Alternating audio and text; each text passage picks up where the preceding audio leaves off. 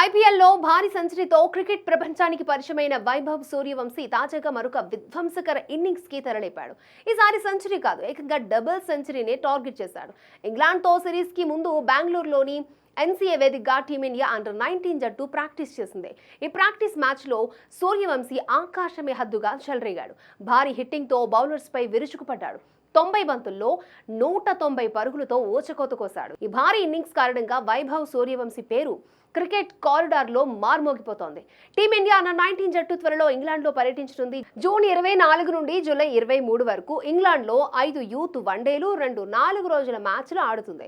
ఈ పర్యటనలో అందరి దృష్టి వైభవ్ పైనే ఉంది. టీమిండియా తరపున విదేశీ గడ్డపై ఎలా ఆడుతాడో చూడాలని సీనియర్ ఆటగాళ్లు వేచి చూస్తున్నారు. అయితే వైభవ్ గురించి ఎలాంటి ఆందోళన అక్కర్లేదని అంటున్నారు. ఎందుకంటే వైభవ్కు భారీ ఇన్నింగ్స్లు కొత్తవి కాదు. గత ఏడాది ఆస్ట్రేలియా అండర్-19 జట్టుతో జరిగిన మ్యాచ్లో వైభవ్ 58 బంతుల్లో సెంచరీ చేశాడు. అప్పటికి వైభవ్కి 13 ఏళ్లు మాత్రమే. ఈ ఇన్నింగ్స్ ద్వారా వైభవ్ వెలుగులోకి వచ్చాడు. వైభవ్ టాలెంట్ ని గుర్తించిన రాహుల్ ద్రావిడ్ గత వేలంలో వైభవ్ సూర్యవంశీని ₹1 కోటి కొనుగోలు చేశారు. కానీ రాజస్థాన్కు 20 కోట్ల ప్లేయర్ దొరికినట్లయింది.